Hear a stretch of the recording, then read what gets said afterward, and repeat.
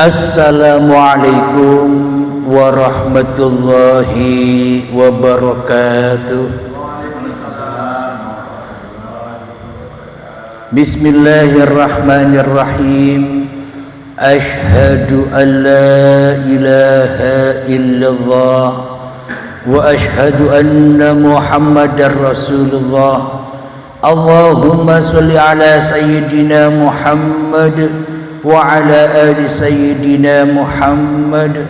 Rabbis rahli sadri wa yassirli amri wahlul 'uqdatam min lisani yafqahu qawli. Amin. Bismillahirrahmanirrahim. Salam hormatku, salam ta'zimku selalu buat para sahabat-sahabatku tercinta, baik yang ada di dalam ataupun yang ada di luar negeri, terkhususnya sahabat-sahabatku jamaah yang hadir di dalam pengajian rutinan Sabtu malam Ahad ini. Semoga kita semua senantiasa selalu di dalam lindungan Allah Subhanahu wa ta'ala. Amin ya rabbal alamin. Sebelum kita awali kajian di Sabtu malam Ahad ini, marilah kita kemahkan di dalam nyawa, di dalam jiwa, di dalam hati, di dalam roh dan di dalam kehidupan ini dengan kalimah-kalimah thayyibah. Subhanallah walhamdulillah wa la ilaha illallah wallahu akbar wa la haula wa la quwwata illa billahil aliyyil azim. Alhamdulillahi rabbil alamin. Pada malam ini ada sebuah pertanyaan dari saudari kita yang ada di seberang sana, yakni di Malaysia. Marilah kita perdengarkan bersama-sama.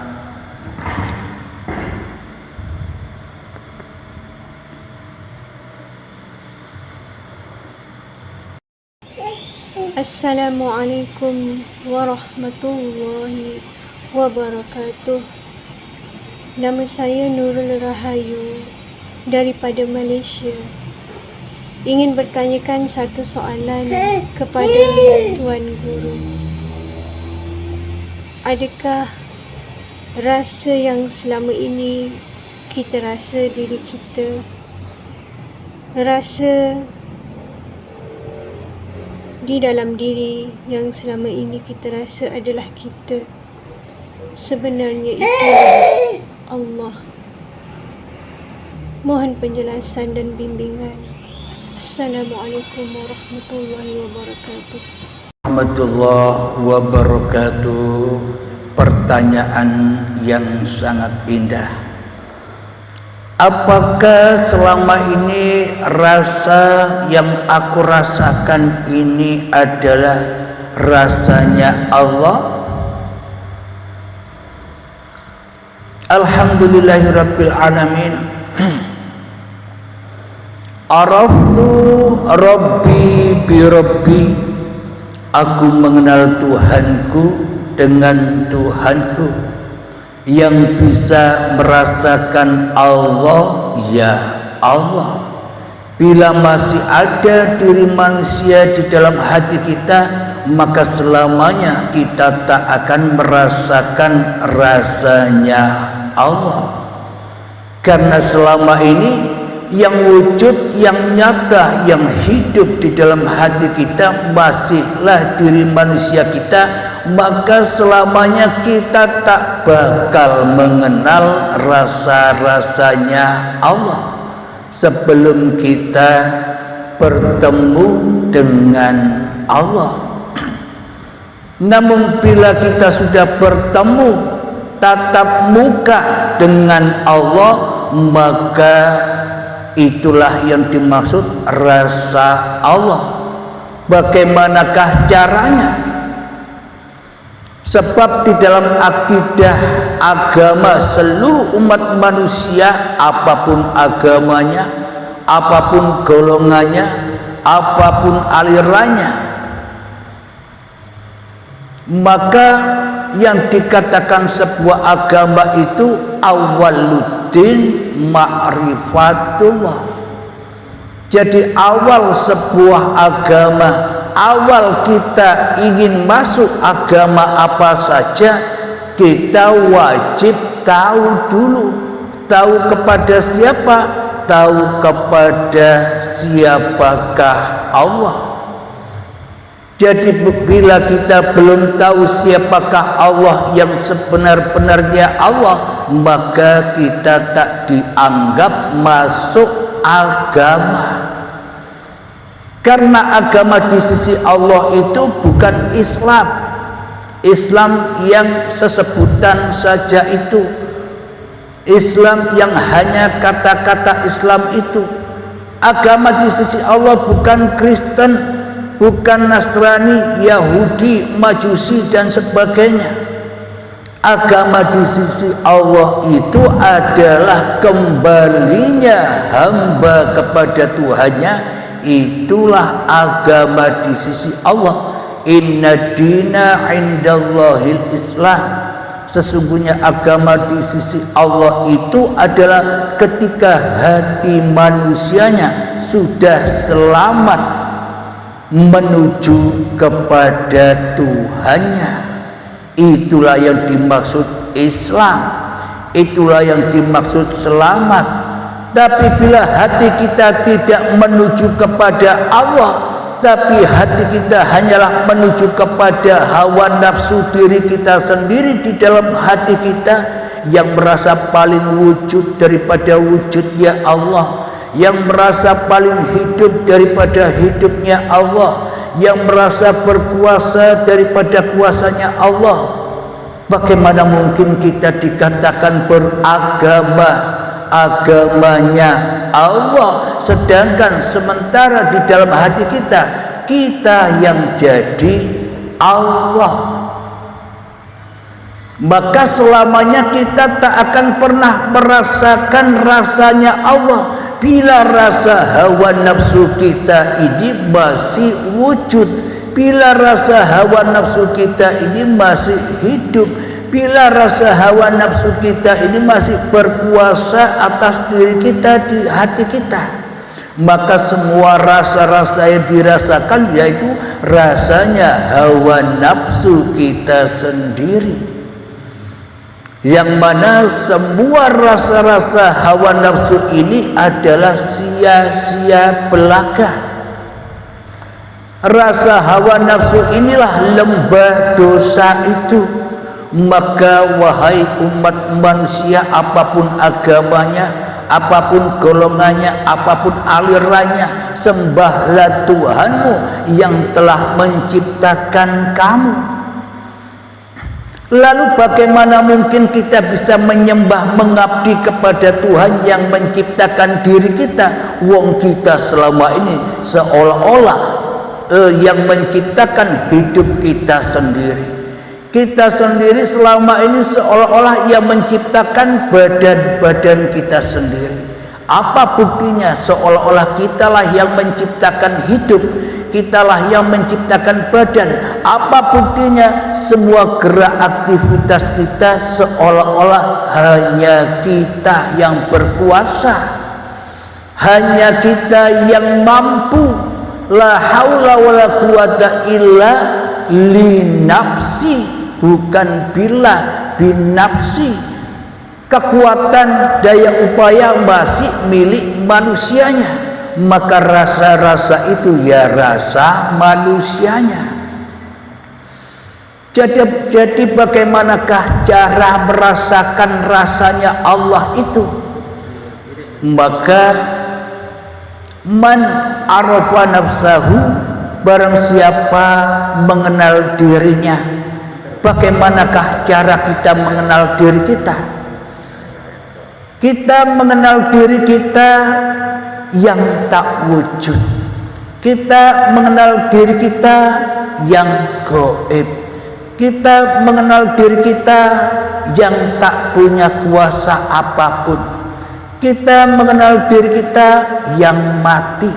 Bila kita sudah binasa di dalam hakikat sifat diri manusia kita yang gaib, yang tak ada, yang mati, yang bukan apa-apa dan yang bukan siapa-siapa, maka bila hal itu sudah tercapai, maka faqad arafa rabbahu, maka ia akan mengenal Tuhannya. Kenapa? Karena yang kenal Tuhan ya Tuhan sendiri. Bila masih ada manusianya, muhal manusianya mengenal Tuhan, kecuali hanyalah Tuhan hawa nafsunya sendiri yang dikenalnya. Jadi jangan harap manusia kenal Tuhan, karena manusia tak akan pernah kenal Tuhan kecuali hawa nafsunya sendiri. Apa buktinya? Mari kita buka di dalam Al-Quran.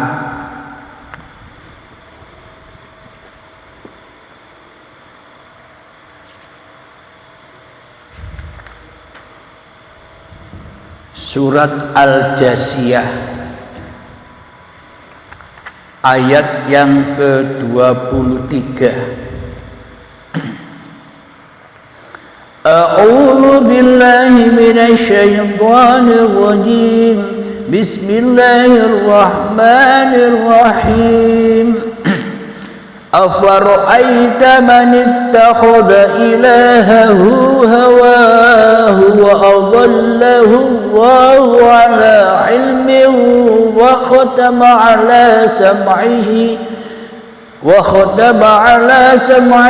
wa qalbihi wa ja'ala ala basarihi hishawah wa man yahdihi min ba'dillah afala tadhakkarun, yang artinya, maka pernahkah kamu melihat orang yang menjadikan hawa nafsunya sebagai Tuhannya dan Allah membiarkannya sesat dengan sepengetahuannya, dan Allah telah mengunci pendengaran dan hatinya serta meletakkan tutup atas penglihatannya, maka siapakah yang mampu memberinya petunjuk setelah Allah?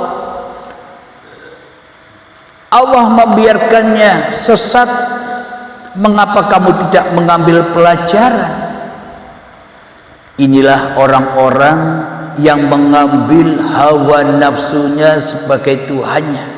Maka dari itu agama dan bertuhan itu batal bila manusianya masih mentuhankan dirinya sendiri di dalam hatinya, maka bertuhannya batal, agama Tuhannya batal. Yang ada selama ini hanyalah agama-agama versi-versinya hawa nafsu.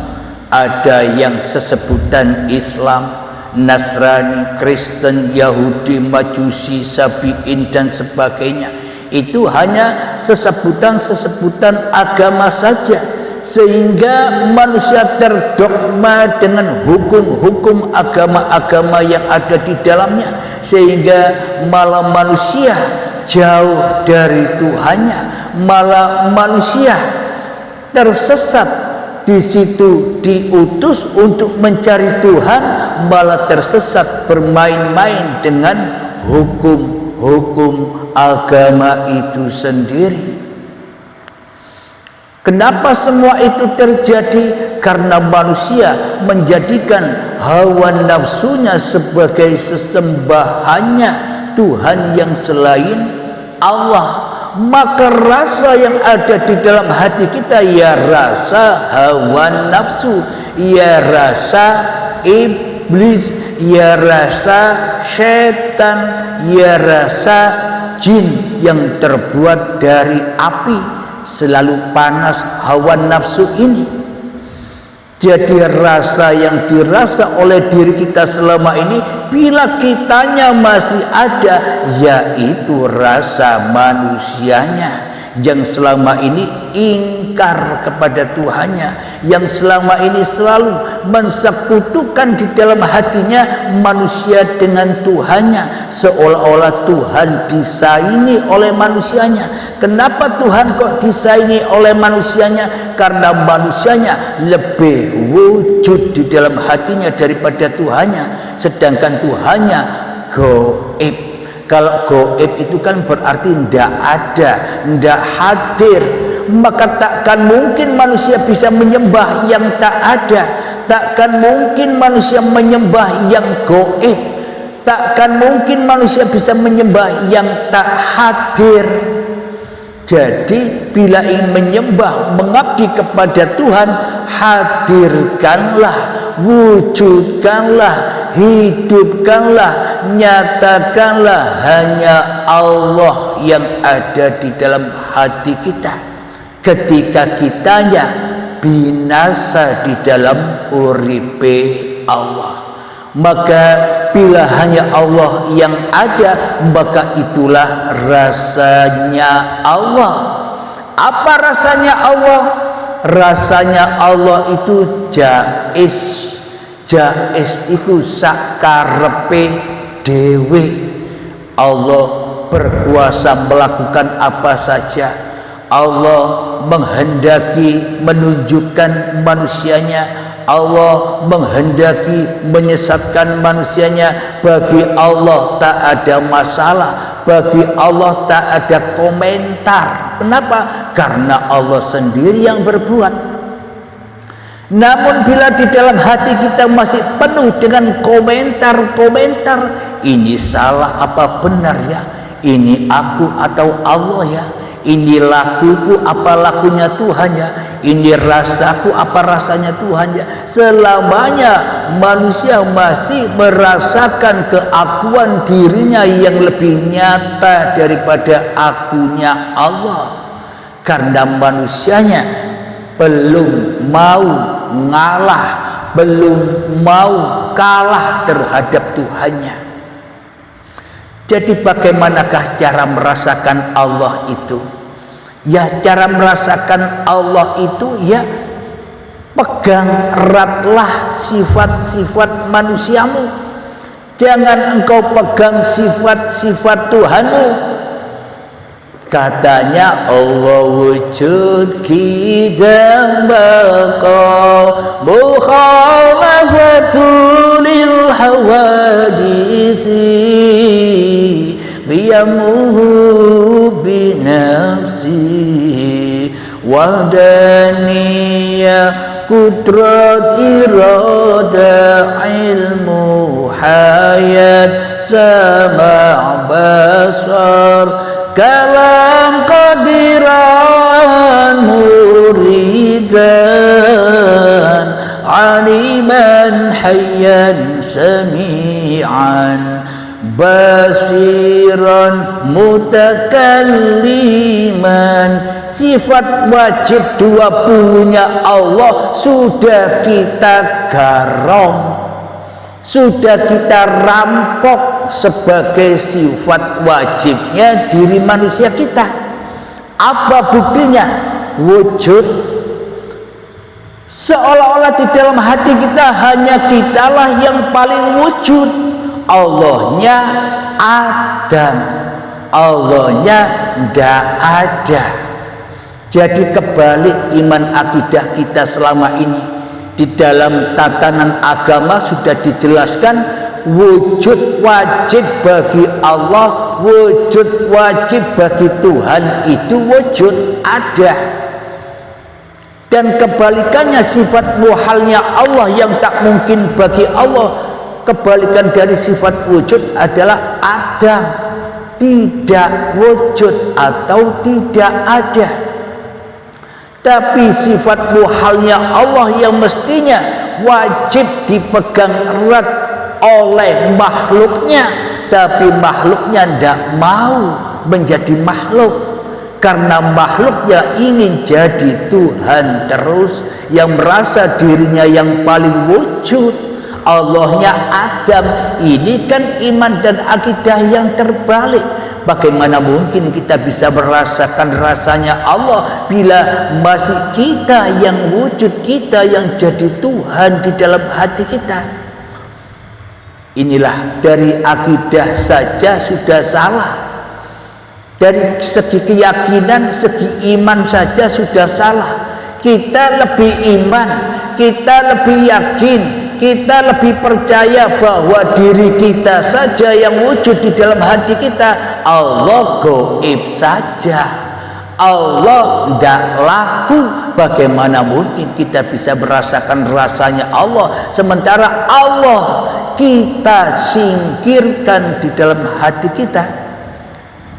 Alhamdulillahirabbil alamin. Mohon maaf.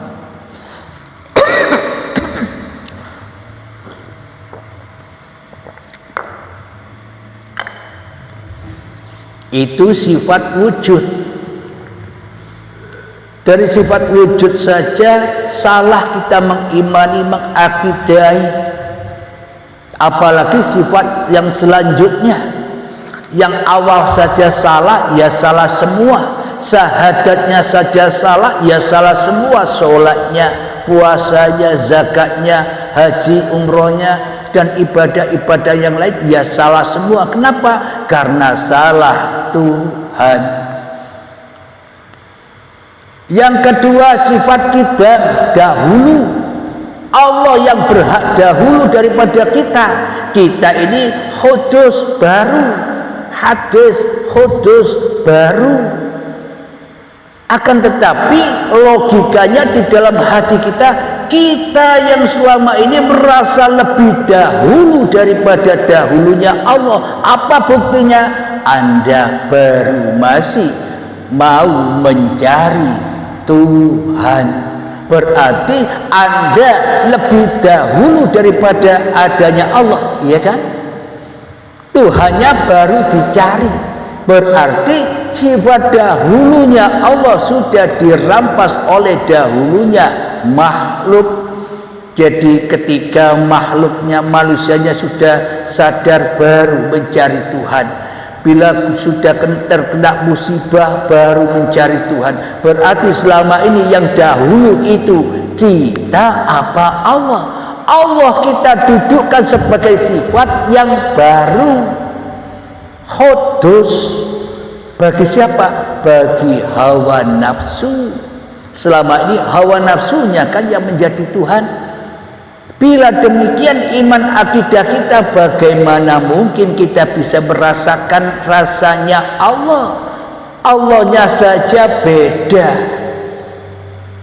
Diri manusia kita sudah kita jadikan Allah di dalam hati kita, dijadikan penguasa-penguasa di dalam hati kita selama ini.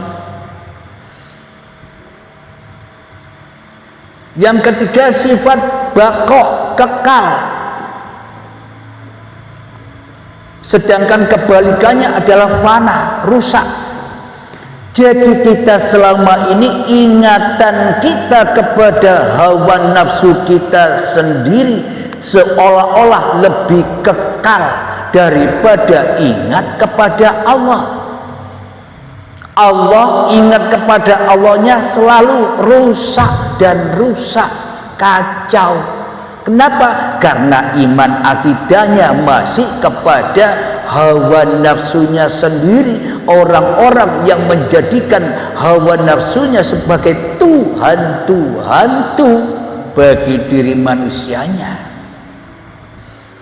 Sifat baqo. Selama ini apa yang kita lakukan akhirnya rusak, fana. Kenapa? Karena kita tidak meletakkan sifat kemanusiaan kita yang rusak kepada yang rusak. Kita selalu ingat kepada yang baqo. Apa yang baqo? Kita lebih banyak mengingat hawa nafsu kita sendiri. Kita hanya banyak mengingat kebanggaan kita sendiri. Kita hanya banyak mengingat kemuliaan kita sendiri daripada mengingat Allah. Itulah akhirnya Allah diletakkan di sifat muhalnya Allah, seolah-olah Allah ini makhluk, yang jadi khalik ya diri kita. Lalu bagaimana mungkin kita bisa merasakan Allah ketika Allah kita dudukkan sebagai makhluk yang jadi khalik diri kita? Berarti selama ini yang merasakan rasa-rasa yang ada di dalam diri kita ya rasa hawa nafsu kita sendiri.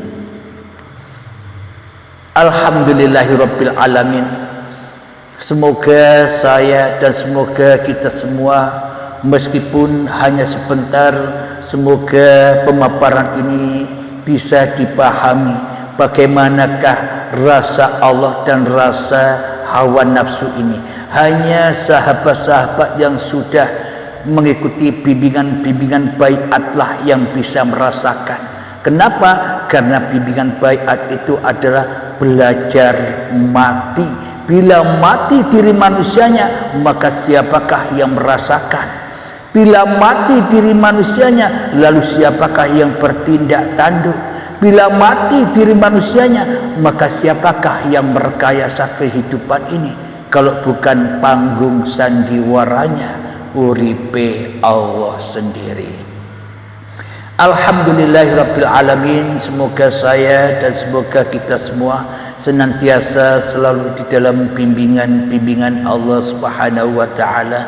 Bagi sahabat-sahabat yang sudah mengikuti bimbingan-bimbingan baiat, dekatilah guru sejatimu, karena di dalam bimbingan baiat itu gunanya dan tujuannya supaya manusianya belajar langsung kepada Tuhannya tanpa tabir, tanpa sekap, langsung belajar lewat wahyu ilahiyahnya. Amin ya rabbal alamin. Sebelum kita akhiri, marilah kita kembangkan sholawat dzalimin daf'ul bala agar hati kita tidak ingkar dan zalim kepada Allah. Allahumma sholli ala sayyidina Muhammad wa asli zalimin bi zalimin. Allahumma sholli ala sayyidina Muhammad wa asli zalimin bi zalimin wa akhrijna min bainihim salimin wa ala alihi wa sahbihi ajma'in. Bismillahirrahmanirrahim. Allahumma ya qadiyal hajat, Allahumma ya mujibad da'awat, Allahumma ya rafi'ad darajat, Allahumma ya muhillal muskilat, Allahumma ya syafiyal amrad, Allahumma ya kafiyal muhimmat, Allahumma ya dafi'al baliyat, Allahumma akhtim lana bil iman, Allahumma akhtim lana bil islam. Rabbana atina fid dunya hasanah wa fil akhirati hasanah wa qina adzabannar. Wa sallallahu ala sayyidina Muhammad wa ala alihi wa sahbihi wa sallam. Walhamdulillahi rabbil alamin. Akhir kalam. Assalamualaikum warahmatullahi wabarakatuh.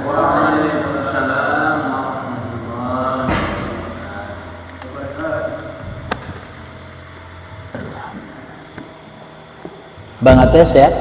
Alhamdulillah. Hujannya mau habis, sehat semua ya. Hujannya kan mau habis. Kata Mbak, hujan yang barusan yang terus menerus hujan pamit. Hujan pamitan.